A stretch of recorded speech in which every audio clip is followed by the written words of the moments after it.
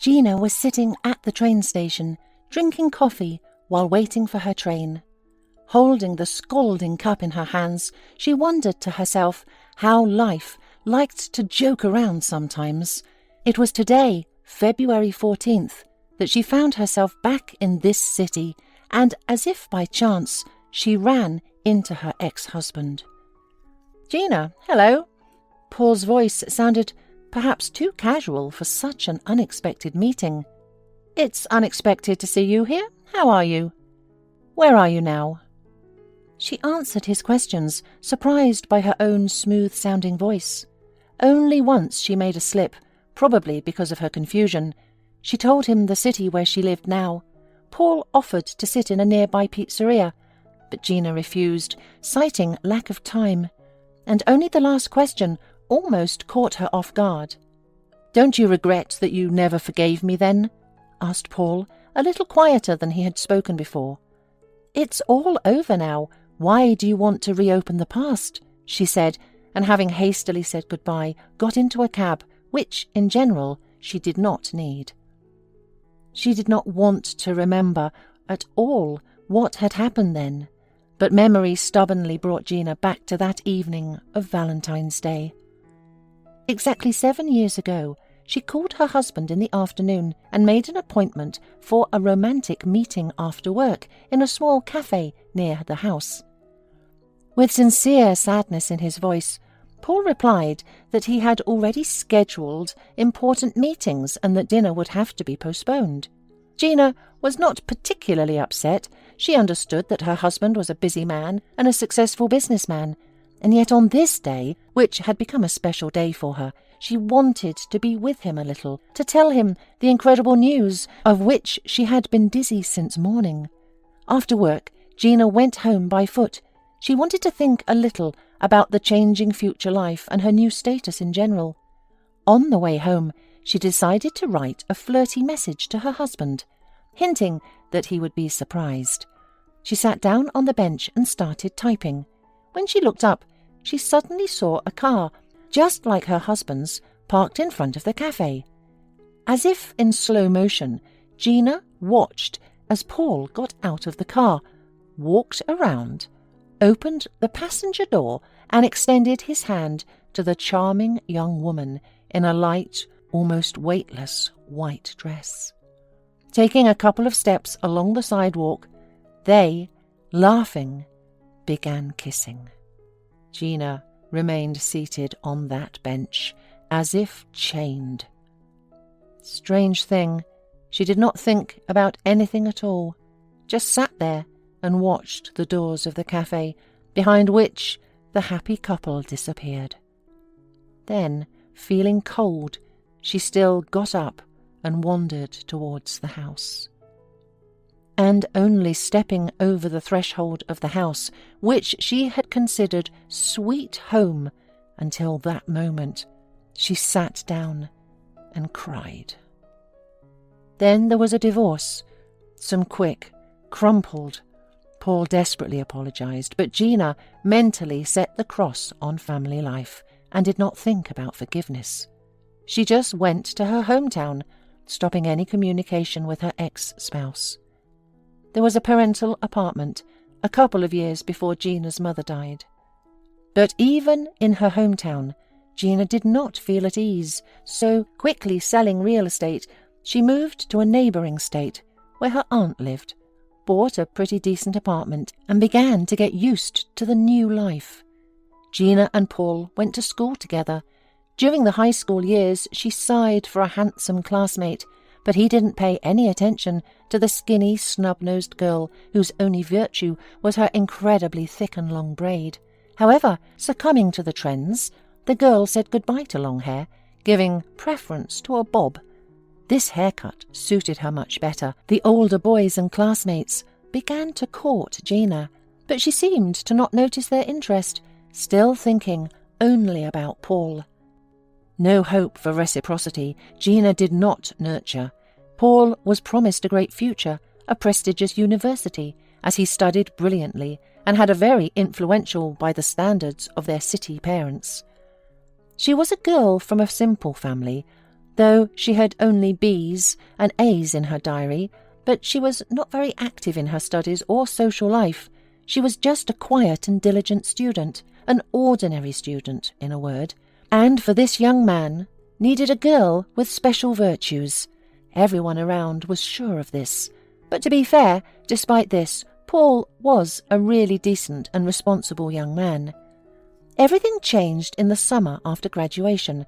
It so happened that both Gina and Paul lost people close to them at about the same time. After a long illness, Gina's father died. Paul lost both parents. They crashed in their newly bought car. The whole class came to support the boy at the funeral.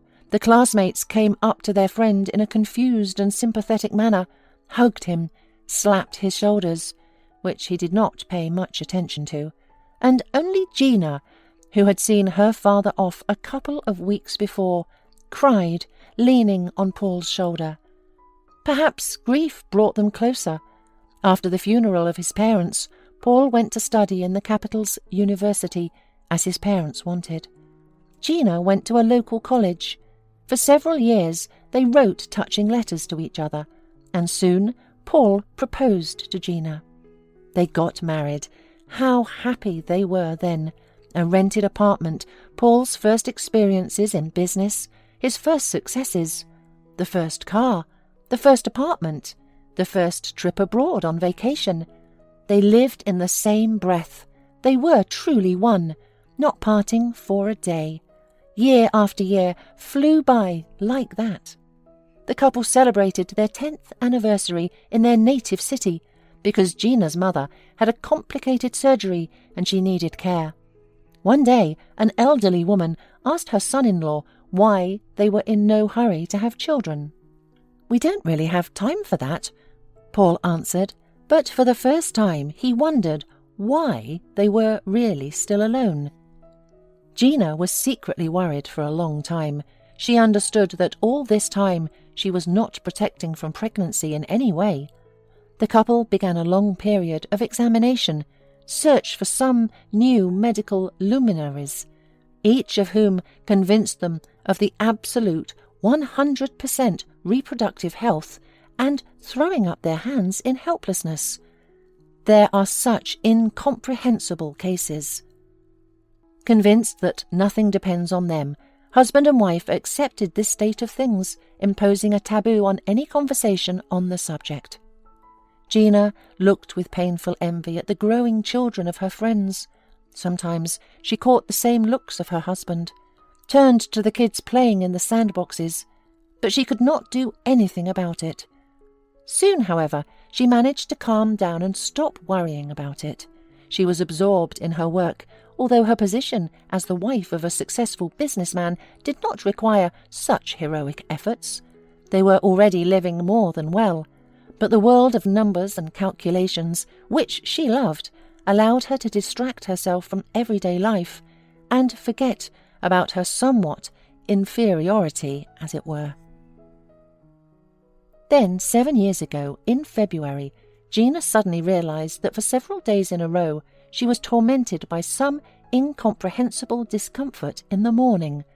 Weakness. Dizziness. She bought some of the most expensive and accurate tests. After seeing her husband off to work, she shut herself in the bathroom with trepidation. Each of the tests gave Gina 2 bright lines. There was no doubt. She was pregnant. That was the news she wanted to tell her husband at dinner, but she hid it, faced with his infidelity. Settling in after the sale of parental apartments in a new place, Gina, exactly on time, gave birth to a healthy baby girl whom she named Molly.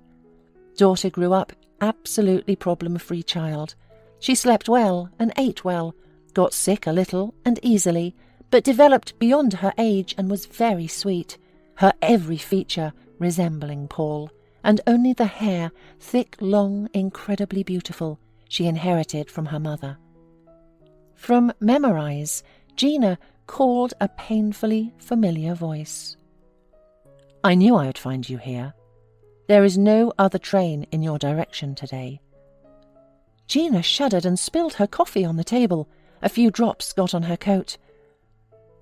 "I didn't expect to see you again today," she said, trying to get rid of the stains with paper napkins. It was a futile exercise, so Gina, apologizing, went into the bathroom, taking her purse. She did not even remember her phone, which was on the table. After 10 minutes, having put her coat and her thoughts in relative order, Gina returned, and did not recognize Paul. He was sitting at the table, pale with trembling lips, and held her phone, which sounded a melodious ringtone. That was set to incoming from her daughter. On the screen glowed an excellent quality photo of a smiling Molly. Gina snatched the phone out of her ex-husband's hands and tried to disconnect the call, which she failed to do. Her hands trembled treacherously. After coping with the sensor, she sank dolefully into the chair across from Paul. "Daughter? I have a daughter," he said, either asking or stating the obvious. "How could you? How could you keep this from me?" Gina was silent because she was not prepared for such a conversation at all. Gina, of course. I acted meanly, nastily then, but I punished myself, so I live alone. All these temporary girlfriends do not erase the memory of you, no matter how hard I tried. But the daughter? Why is she growing up without a father? What did you punish her for, too? What story did you come up for her? The father is a pilot who crashed, or a polar hero who died in the ice? Why? Not a single word crossed Gina's mind. Not a single word that she could somehow explain herself to Paul. And only the distinct understanding that she had never been able to stop loving him during this time was growing in the woman's mind. "You can object all you want, but I'm going with you," said Paul firmly. Then he took his head reproachfully and added, softer, even tenderly, "Oh, my dear Gina." And Gina smiled. No one had called her that in a long time.